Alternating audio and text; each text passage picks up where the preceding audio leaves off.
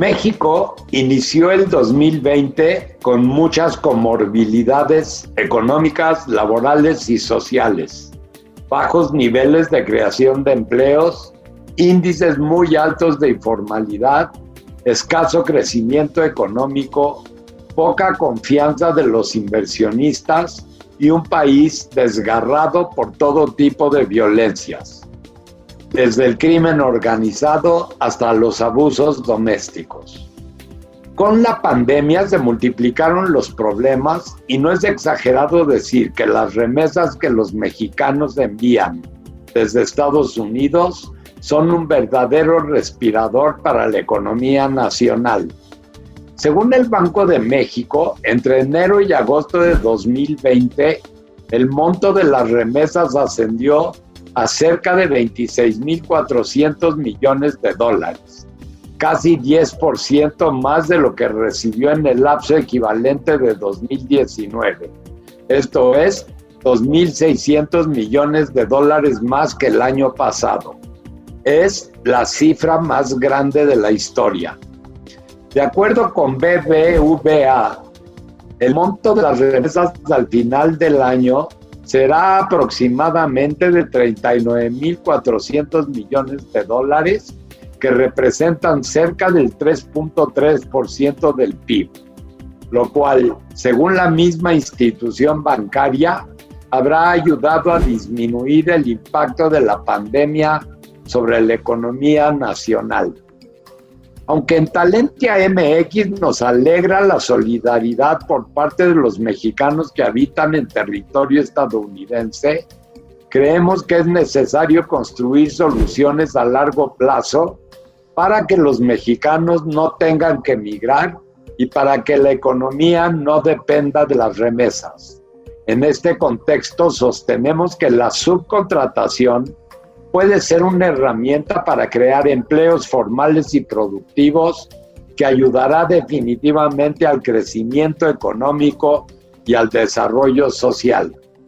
En el programa de esta noche analizaremos con detalle por qué aumentó el monto de las remesas con el COVID-19 y los efectos que esto tuvo sobre la economía mexicana. Para entender por qué son importantes las remesas y cuál es su impacto en la economía nacional, los invito a ver la siguiente nota. Uno de los principales efectos de la migración es el envío de dinero que una persona migrante hace a su familia en su país de origen. Dichos flujos de dinero se conocen como remesas, las cuales pueden llegar a ser de suma importancia para el sostén de una familia, pero generando también dependencia de algunos países a nivel estatal y nacional. En 2019, el dinero enviado mediante remesas en el mundo sumó poco más de 714,000 millones de dólares. Ante la crisis por la pandemia, el Banco Mundial estima que las remesas mundiales en 2020 podrían caer 20% y ubicarse en un monto de 572,000 millones de dólares. A nivel mundial, los principales países origen de remesas son Estados Unidos, Arabia Saudita y Emiratos Árabes Unidos, en tanto que las principales naciones receptoras de estos flujos de dinero son India con 83,000 millones de dólares, China con 68,000 millones y México con 38,000 millones. Un indicador de dependencia económica son las remesas como porcentaje del PIB de cada país. En 2019, Honduras tuvo una dependencia del 21.4% del PIB y El Salvador del 20.8%. Por su parte, la dependencia de México de estos ingresos es de 3% de su PIB. Durante la pandemia, las remesas enviadas a México rompieron la tendencia pronosticada por el Banco Mundial, ya que en marzo de 2020, el primer mes de inicio del confinamiento en México, dichas remesas alcanzaron un monto de 4,044 millones de dólares, cifra nunca antes vista desde que se tiene registro. En los siguientes meses de 2020, las remesas aumentaron en promedio un 8% respecto al mismo periodo de 2019. En dicho año, México recibió en total 36,438 millones de dólares en remesas, de las cuales el 94.6% provinieron de Estados Unidos, en donde California y Texas aportan el 49% de esa cantidad. En México, 7 estados captaron cerca de la mitad de las remesas: Michoacán, Jalisco, Guanajuato, Estado de México, Oaxaca, Puebla y Guerrero, cuyas economías dependen de este recurso en un 10% promedio. En contraste, Campeche y Baja California Sur recibieron montos reducidos por su relativamente menor población emigrante. Poco más de 1.6 millones de hogares en México necesitan de este dinero, los cuales son en su gran mayoría comunidades rurales, con ingresos mensuales menores a 11,000 pesos y con 3 dependientes económicos en promedio. Las remesas se usan en un 70% para comida y salud. Los invito a que me acompañen a ver 2 notas del mundo laboral. La primera sobre la necesidad de la creación de empleos en México y la segunda sobre el inicio de operaciones de los centros de conciliación laboral, federal y estatales.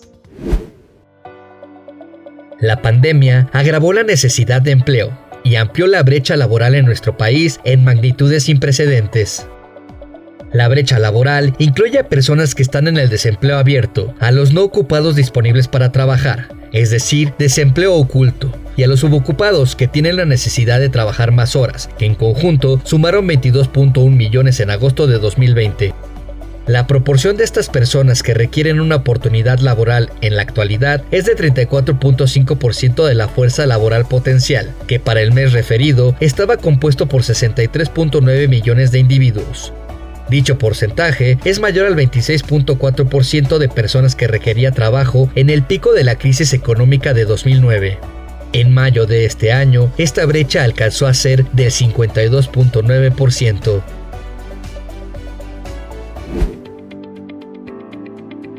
El próximo 16 de noviembre iniciarán operaciones los tribunales laborales locales y los respectivos centros de conciliación de 7 entidades federativas. Igualmente entrará en funciones el Centro Federal de Conciliación y Registro Laboral, así lo comentó la titular de la Secretaría del Trabajo del Estado de México, cuyos tribunales y centros de conciliación empezarán actividades ese mismo día. Los otros 6 estados que son parte de la primera etapa de la reforma laboral que comenzará en noviembre son Campeche, Chiapas, Durango, San Luis Potosí, Tabasco y Zacatecas. Los nuevos tribunales y centros asumirán las funciones que aún hoy en día realizan la Junta Federal de Conciliación y Arbitraje y las 32 juntas locales, las cuales fueron creadas en 1927 y que en breve desaparecerán, como lo establece el decreto que reforma la Ley Federal del Trabajo.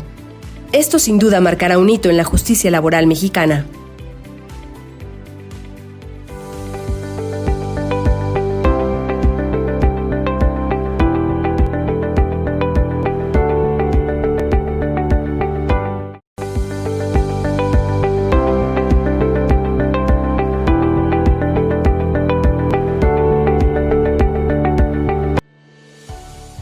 A pesar de la crisis económica provocada por la pandemia, el dinero enviado al país por los mexicanos que trabajan en el extranjero alcanzó 3.574 millones de dólares en agosto de 2020, el segundo monto más alto desde que se tiene registro, solo por debajo de los 4.044 millones reportados en marzo pasado.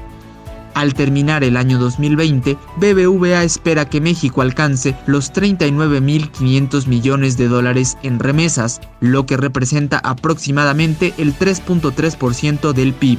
En este sentido, cabe señalar que las autoridades de nuestro país destinaron solo el 0.7% del PIB para atender de manera específica los efectos económicos causados por la pandemia. El académico Jorge Durán señaló que, ante el derrumbe del precio del petróleo y el desplome del sector turismo, las remesas han evitado una mayor caída de la economía del país. En esta noche de Dominio Talentia MX, quiero darle la bienvenida al licenciado Mario Di Constanzo, consultor financiero de alto nivel, que fue titular de la Comisión Nacional para la Protección y Defensa de los Usuarios de Servicios Financieros Conducef. Ha ocupado cargo de la Secretaría de Hacienda y Crédito Público, Relaciones Exteriores, Turismo y en la Lotería Nacional. Es articulista en diferentes medios como La Jornada, Vértigo, Proceso, entre otros, y es un honor, es un verdadero honor, Mario, que nos acompañes esta noche. Bienvenido. Muchas gracias, Elías. De enero a agosto de este año, las remesas alcanzaron un monto de 26.395 millones de dólares y se pronostica que al cierre de 2020 lleguen a los cerca de casi 40.000 millones de dólares. ¿Qué explica que a pesar de los altos niveles de desempleo en Estados Unidos, que es de donde provienen las remesas en su mayoría hacia México, presenten estas cifras históricas? Mira, efectivamente, como lo señalas, han venido creciendo a tasas, digamos, no esperadas, incluso por la pandemia. En un principio se decía o se explica este comportamiento por la ayuda que a nivel federal o a nivel estatal estuvieron dando los Estados Unidos con motivo del tema del COVID. Sin embargo, esta ayuda no es ilimitada. Parte de este crecimiento de las remesas también se podría estar explicando pues por cierto temor de los mexicanos que estén regresando más dinero, que estén siendo quizás más solidarios con sus familias aquí en México debido a la pandemia, pero tampoco podemos descartar temas relacionados con el lavado de dinero. Te digo por qué. Se puede ver con los datos que, si bien es cierto, ha habido una mayor recuperación de la actividad económica en Estados Unidos que en México, pero también es cierto que la creación de empleos y los sectores afectados en Estados Unidos o más afectados, pues tienen mucha relación con los trabajos que desempeñan los mexicanos allá. Es primera vez que oímos una explicación de esta naturaleza con respecto a las remesas, porque pues la hipótesis más aceptada es que las remesas jugaron el papel del esfuerzo fiscal que no jugó México, que debió realizar México para enfrentar las consecuencias económicas de la pandemia, y que este año las remesas, si todo sigue como va, representarán aproximadamente el 3.3% del PIB, y en cambio el gobierno mexicano solo destinó un gasto fiscal extraordinario de 0.7% del PIB. ¿Crees que haya alguna componente de que los estímulos fiscales norteamericanos, que ascendieron a 3 billones de dólares, destinaron e influyeron en el envío de dinero a los mexicanos? Sin duda alguna, varios analistas avisoraban primero un desplome de las remesas, así es, a México, sino al resto de América Latina, de los países receptores de remesas como Honduras, como El Salvador. Eso es lo que se preveía. Luego viene la serie de apoyos fiscales que, atinadamente lo dices, Estados Unidos sí realizó pues para mantener las fuentes de empleo, para mantener el consumo. Además es una medida acertada. La primera mitad, digamos, de la pandemia, los meses más fuertes que podemos nosotros recordar, en febrero, tal vez marzo, abril, mayo, efectivamente muchos connacionales utilizaron y recibieron esos apoyos. Si bien es cierto que no necesariamente fue federal, sí muchas entidades, muchos estados de la Unión Americana lo dieron, como por ejemplo California. Sin embargo, estos apoyos tienen su límite, es decir, se debieron de haber agotado, y la recuperación del empleo posterior, digamos, a estos 4 o 5 meses, pues ha empezado en los Estados Unidos más rápido que en México. En septiembre, la recuperación del empleo fue incluso ligeramente menor que en el mes de agosto. Ha habido una recuperación desigual en los sectores, y casualmente es donde yo hago el análisis. Muchos sectores en donde hay presencia, digamos, de mexicanos, o que preferentemente son mexicanos los que desempeñan ese tipo de labores, sector servicios, sector construcción, por ejemplo, y desde luego el campo, pues evidentemente no han tenido la recuperación adecuada. Entonces sorprende un poco el envío o el crecimiento desmesurado, digamos, de estas remesas. ¿Tú qué opinas de la aseveración de que el envío de remesas va a reducir la contracción económica en varios puntos? Evidentemente, la remesa es algo que ha sostenido o que ha evitado que el consumo caiga más y sin duda alguna, pues estaría evitando que la economía se desplomara.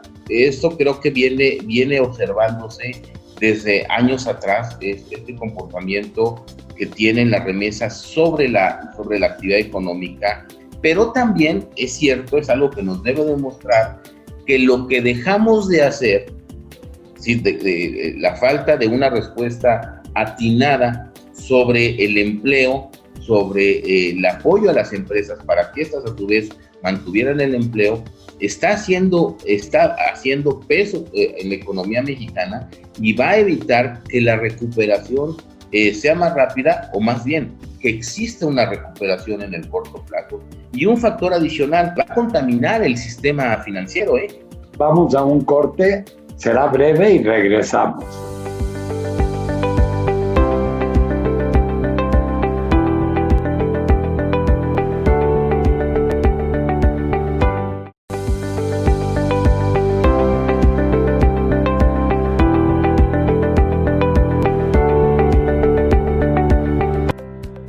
El pasado 6 de octubre, el presidente de México, Andrés Manuel López Obrador, anunció el envío al Congreso de una iniciativa de ley para regular la subcontratación. Dicha actividad es fundamental para la recuperación económica del país, por eso requiere una regulación moderna que permita aprovechar los amplios beneficios de la tercerización sin prohibirla. Esta actividad crea empleos formales a gran escala, cuyos trabajadores tienen protegidos todos sus derechos laborales y gozan, junto con sus familias, de la seguridad social que otorga el IMSS. Asimismo, apoya a la población vulnerable, ya que 2.6 millones de mujeres y 1.7 millones de jóvenes tienen un empleo formal subcontratado. Además, un estudio del Colmex encontró que en los sectores económicos que utilizan la subcontratación, la informalidad laboral llegó a disminuir un 11%. Muchas gracias por seguir con nosotros. Les recuerdo que esta noche nos acompaña el licenciado Mario Di Constanzo, consultor financiero y extitular de Conducef. La mayoría de los beneficiarios tradicionalmente están en estados pobres con alto nivel de expulsión migratoria. Por ejemplo, Michoacán, Guerrero, Zacatecas, Oaxaca. Y las remesas representan para ellos de entre 8 y 10% de su PIB. Sin embargo, en pleno confinamiento, durante el segundo trimestre de 2020, se cambió el patrón habitual de recepción de remesas. Por ejemplo, los estados norteños como Baja California, Sonora y Sinaloa aumentaron su recepción de divisas en más de 30% en algunos casos. Y los mayores decrementos se registraron en Tabasco, Yucatán y Tlaxcala, al sur del país, también con decrementos de entre 20 y 30%. ¿Tú crees que este cambio se deba a que los estados norteños tienen una diáspora con más tiempo en Estados Unidos y por lo tanto un mayor arraigo que los estados del sur? En Estados Unidos, las comunidades de migrantes se van agrupando, digamos, por estado de origen. Mucho también tiene que ver en las localidades, en los estados de Estados Unidos, donde se dieron más ayudas. Por ejemplo, California no fue lo mismo que Illinois, o Illinois no fue lo mismo que Texas, en función de las ayudas que dio el gobierno y en función de que tienen de la facilidad que tiene para enviar estos recursos. Una de las críticas a los grandes montos de remesas es que los beneficiarios pueden volverse dependientes de estos recursos y por tanto se desestimula el deseo de trabajar. No sé si tú hayas oído esto y qué nos puedes decir al respecto.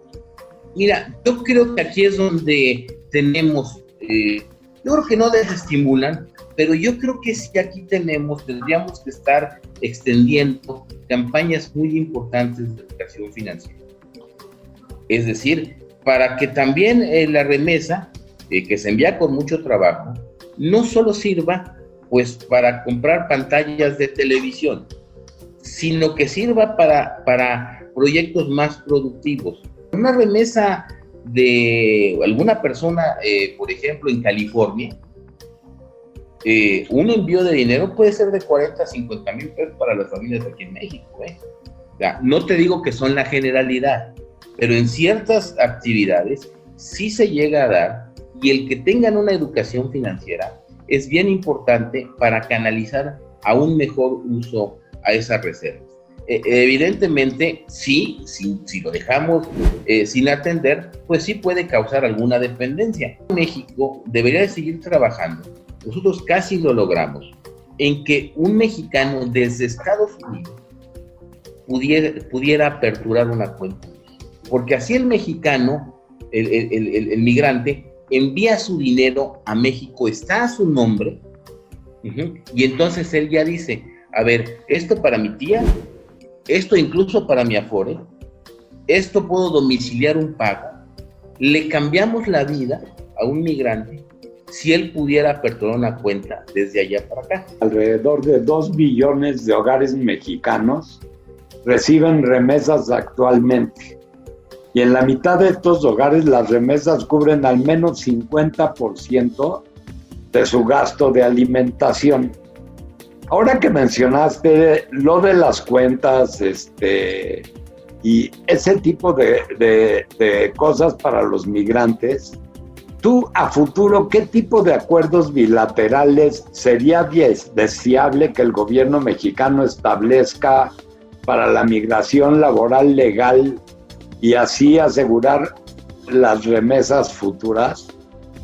Bueno, desde luego que parte de un acuerdo de libre comercio, de un TEMEC, pues debe ser la posibilidad de la migración de la mano de obra, escalar los programas que ya se tienen. Hay muchos programas, por ejemplo, de gente que va a trabajar al campo, sobre todo en la zona media de los Estados Unidos, Carolina del Norte, y que de ahí se van trabajando y que posteriormente se regresan. Esto podría ser aumentar este tipo de programas, aumentar las cuotas de personas o de trabajadores que son aceptados, darles mayor apoyo financiero a los migrantes de allá. Hay una estadística muy interesante. En el 2016, 2 de cada 3 micronegocios que se crearon, o microempresas que se crearon en Estados Unidos, fueron de migrantes, y la mitad de mexicanos que emigraron hacia los Estados Unidos. ¿Qué otro tema es bien importante, financieramente hablando? Hay un dato curioso. De los 2 millones de familias que tú me mencionas, lo verdaderamente alarmante es que sería para pensar que esos 2 millones de familias tienen una cuenta en un banco en México. Y no es cierto. No. Menos de la mitad de las familias tienen una cuenta en un banco en México. Entonces, eso nos da idea del potencial que tenemos, pues, para aprovechar y para enseñarle a las personas a aprovechar y darle mejor uso a estas remesas.